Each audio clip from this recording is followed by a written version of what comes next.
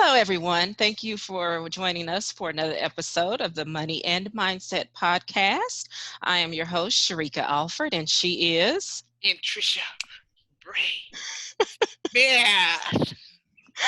We're here to provide you with motivation to get out of debt, build wealth, and transform your outlook on life. Today, I am excited because we have a special guest joining us today. Parthenia Walker is here to join us to discuss financial literacy. Parthenia Yeah. has over 10 years of experience in the financial industry. Currently, she works as a financial educator with the National Campaign for Financial Literacy. And she's also a controller at one of our local real estate agencies here in Oklahoma. And in her free time, she enjoys spending time with her honey. She's a newlywed. She's been married for 2 years to Mr. Gerard Walker. Parthenia, thank you for joining us today. Thank you for having me. I'm super excited for this conversation. Yeah, so Parthenia, we've known each other now it's been what, year and a half, 2 years? How Probably, long? yeah, roughly about a year and a half. Okay, so you were hosting one of your events. I'll Mm-hmm. tell you, I totally geeked out. You know, I'm a money nerd. There you go. I So love money nerds. I am a money nerd, and I came across the invite on Ebright or something like that for one of your events that you were hosting to go over financial literacy and all the things, and I was like, oh, this is awesome! And so I came to 1, 2, 3, And showed up again. finish them and all. so and so now I feel like we're cousins, There you so go. Right. We're more than just friends. Like we've been around long enough. We're cousins now. Yes. So give us a little more background about you. How did you get started in the whole financial literacy Sure. campaign? Yeah. So I guess take you back to my humble beginnings. I was born to pastors, you guys. So what you don't know, most pastors, they don't make a lot of money. Okay. So I'm the fifth child of 6. Oh So we had my. a house full of people all the time. Yes, you And did. money was always an issue in our house. As you can imagine, feeding 6 kids, 4 of which were boys, Oh big we. boys. Okay. So I knew as a kid, I was like, I'm not going to live like this. I'm going to make sure I have money and all that stuff. So I decided to go to college, and I chose accounting as a major. And little did I know, throughout those 4 years of college, I would accumulate over $30,000 of debt. Here I am, 23 years old, Hmm. still living at home with my parents, no children, no big responsibilities, and had a lot of debt and was really living paycheck to paycheck. I graduated college, had my first big girl job, and didn't have the money to do the things that I wanted to do. I wanted to travel and all that stuff. So I started to search Google, as we all love to do. Google Go is to the all of our Google. best friends. All right. So I started searching Google, and my first interaction with learning finances was with Dave Ramsey. So I know that he's a big voice on getting out of debt. So Mhm. so I started learning from him, but I always was feeling like I needed some more information out of what to do. Okay, I get out of debt. What's next for Mhm. me? And so from there, I was actually introduced to our financial literacy campaign back in 2015 through a coworker of mine. We didn't really have a best friend relationship, but it was more so like, hey, do you like reading books? And so, of Okay. course, she gave me our Saving Your Future book, which is about an 83-page book that talked about personal finances. And I did like you. I showed up to a workshop, and I continued to show up and continue. And before I know it, I was like getting licensed to help other people do the exact same thing. So, But wait a minute. Wait a yeah, minute. girl, Back what up. happened? Back up. So, okay, you were in college and you got an accounting degree. Yes, yes, Now, yes. this falls into the line of one of the misconceptions that Mhm. a lot of people have. So you had an accounting degree, but Yes, as far as the whole what to do with your money part, yep, that was yep. lacking. And the funny thing How does about that work? How does that I happen? know the funny thing about that too. While I was in college, I was working in banking.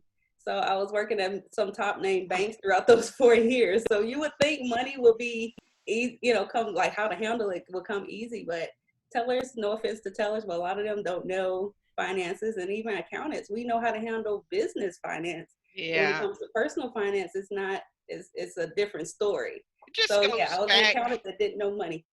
This goes back to, I tell you about the public education, education, when you think about it, even in our colleges and things like that, it's who's in charge. You have teachers, you have professors, you have people teaching the concept of a thing still with the poverty mindset. So You that can it's preach to not going to that. change just because you Wow. learn the skill. It's not going to change until your mind begins to shift, because you Exactly. have all this good knowledge. You have Hmm. all this good knowledge, but yet you still have an old mindset. Those two don't go together. So when you get the knowledge, your mindset also has to change. And that's why I gave you that face when you said, do you read? When somebody asks you, do you like to read, or do you Right. read? That is the key, guys. And regardless of what we think, going to college, getting this degree, it doesn't require anything of us. It doesn't, gifts and talents, we have that regardless of where we are in our life. We could be the biggest, whatever. I ain't even gonna say the word. We can be the biggest whatever. And you fill in the blank because you know where you come from, guys. But we can be that and still be a teacher. We can still be that being a preacher. We can still be that working on a high-end paying job. We can still be who we are doing all of that with all these gifts and talents. But until we actually begin to read Read. and allow that material to begin to make and create that shift in our mindset, we can hang it up, because we're just going to be all of this, still broke, still struggling, still trying to put the pieces together. And Yeah. it's no different than where I am today. I teach about finances. I write about finances. I'm talking about finances. But honey, I'm digging myself out of a financial pit. Do you hear me? It's not a hole anymore. It's a pit. It still seems like every now and then it's growing just a little bit more. So tell me, when was it you finally realized that you had to connect these pieces together and create the shift in your own mind, so that you can not only educate people, but reap from the harvest from which you are teaching? Absolutely, yeah. So the book that my coworker shared with me is what we call our Saving Your Future book. So that's what I use daily with helping families, and it really talks about all aspects of finances. So, like I said, when I first was working towards my debt, I was listening to Dave Ramsey, and he has his philosophy of things. But in our Saving Your Future book, we show it teaches a lot about like every aspect of finances. So I started to realize like, oh, I didn't know that. Like I started to like, man, that's a lot that I don't know. So, one of the things that I found that helped me to start working towards my debt and putting money to the side, putting it in investments, was having a mentor. So my current trainer, he's been in my life for the last 5 years, 5.5 years. And it was him that helped me to start putting the pieces together, because it can get overwhelming. Of course, you can Google stuff and you can find different opinions and all that. So personal finance can get overwhelming, but having someone to work with you one-on-one to help you make those plans in place definitely helped me over the last 5 years. So starting from scratch, working on my budget, of course, figuring out, stop eating out of Chick-fil-A. That's my favorite place Oh, to eat. girl, that'll get you. That will get you. Those are holy carbs. Okay. All right. So definitely I had to lower that and, find little ways to save money, but most importantly, having someone to keep you accountable on it. So as I read, he was the person, because of course he was where I wanted to be. He was debt free.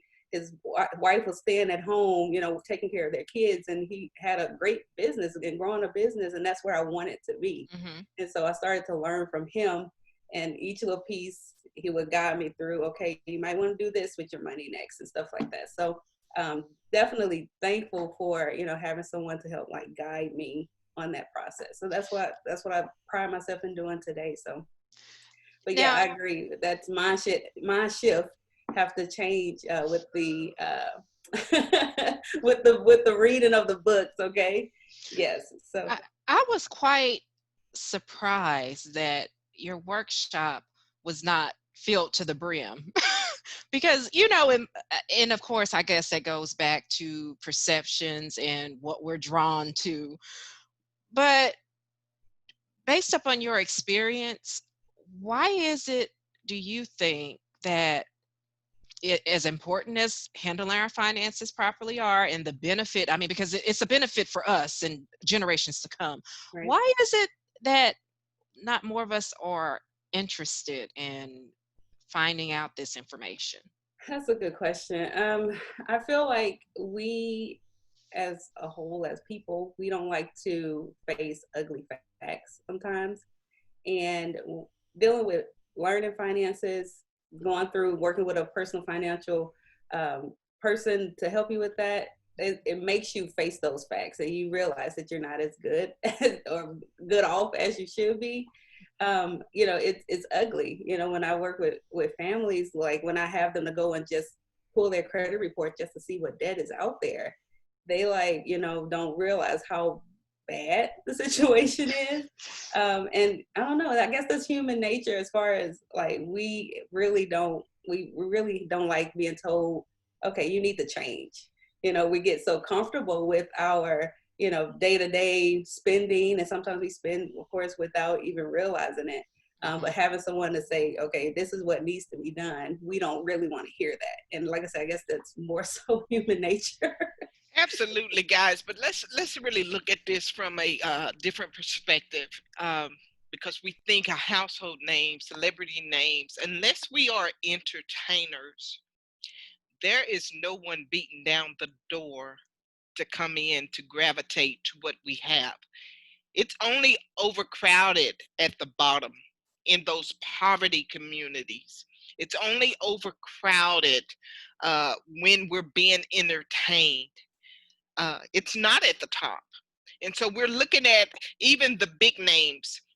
When you look at the Les Brown, and when you look at Eric Thomas and some of these other greats that we love, these Tony Robinsons and things like that, when we look at them, to be honest, when you watch their videos, there there's only a limited amount of people in those rooms. Everybody cannot tolerate what we have to give. Everybody don't want it. Everybody don't desire it because it's not entertaining enough. Now, if we put a spin on it, put it in a clown suit, dress it up, give away lots of free stuff, some free dollars, or pay their debt outright, it takes those gimmicks sometimes to get the attention of those for which we are here for. So let's just be honest. Yeah, and that's so a, unfortunate. I hate that. a single parent that's struggling just to put food on the table, she ain't really trying to hear necessarily come and let's talk about this money and mindset. She does not understand what it is to put those pieces together. Okay, let's be honest. All she want to know is, can you tell me how I can make it through this next week, keep a roof over my kids' head, and keep their bellies full? So we have to present it in a way. We have to understand where they are coming from, really fit into their shoes, their perspective, and then, how can we get them to come? And to be honest, they're not coming to us. We have to find a way to get to them. So I can I tell you why agree. the rooms were not running over, because Sharika, before, even in the past couple of years, I wasn't hearing nothing you had to say about money. Yes, I hear you, but it wasn't until I really had to get real with myself and understand, hey, it might be something to what she talking about. So let me do this. Let me do the work. And believe me, it's not gonna happen overnight. I didn't get in debt overnight. I'm not coming out of debt overnight. There Right. is no get quick get rich quick scheme. You have to trust the process. Right. Yeah, And audience, if you're just now joining us at the Money and Mindset podcast, we have special guests with us today, Mrs. Parthenia Walker, and she is educating us about financial literacy. So now, Parthenia, what tips do you have for someone that, say, as Anntricia said, may be that single mother just struggling to figure out how to pay the bills or get the next meal? What tips do you have for someone that may be in that situation? absolutely. Yeah. So it's pretty much honestly the same for everyone. Making sure you have these four elements in place. Number one is making sure that you have proper protection in the event of disability and or premature death. Okay, especially a single mom. Let's say you're unable to go to work tomorrow. How are you going to have an income coming in to take care of your children, to feed them, to make sure that they have somewhere to live? Okay, so making sure you have that type of protection in place for the what ifs. Okay, we don't look for that to happen, of course, but we want to Right. make sure just in case. If 2020 taught us anything, you guys, Oh, it has yes, taught yes, us to make yes. sure we are prepared Definitely. for these things. Number two is making sure that you're handling debt. Okay, making sure that you're not drowning in it, trying to, make a plan to start paying it out off and not, attaining more debt. So saying no to the credit card offers that are coming in the mail every single week or more times in a week. I know I True. still get them all the time. Yes. Or the grocery store, not the grocery store, like a Walmart or the JCPenney or something like that. Saying no to those credit cards.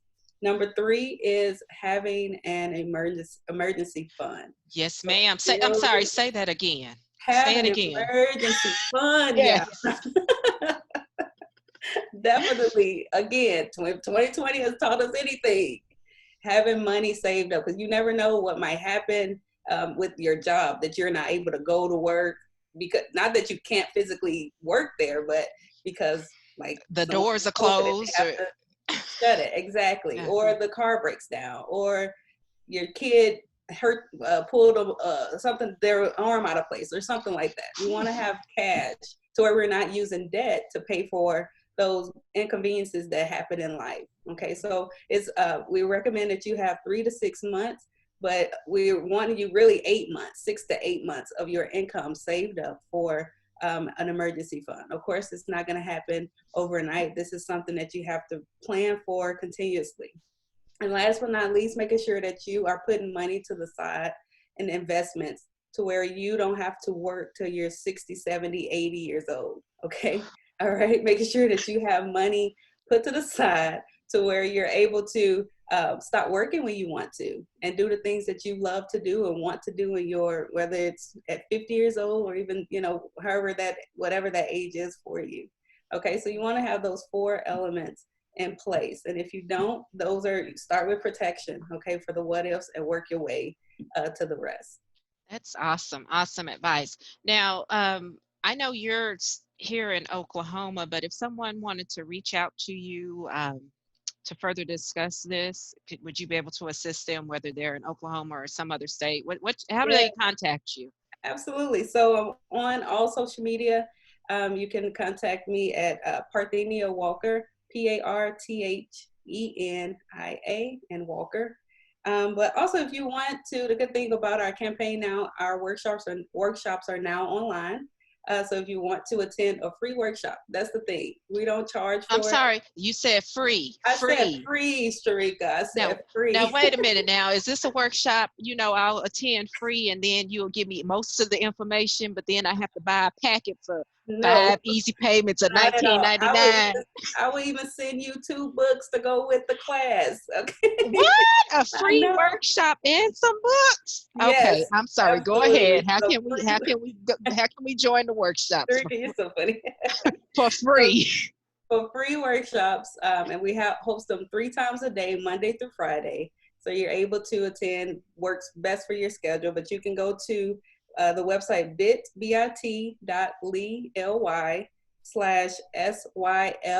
survey. Fill out that survey, and one of our teammates will reach out to you to connect you to a workshop.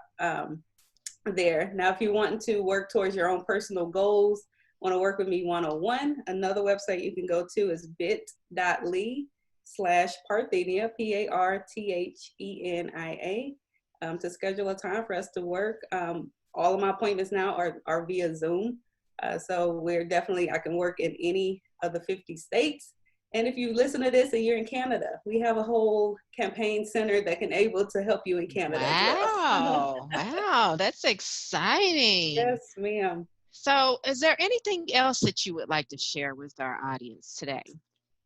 You guys, it's to start building wealth, to start handling your finances to where it's not controlling you, like Ms. Anntricia, I'm pronouncing her name, Anntricia, said, that's fine. it starts with your mind and the will to want to. Reading books, getting around a community of people that are wanting to better themselves, their lives.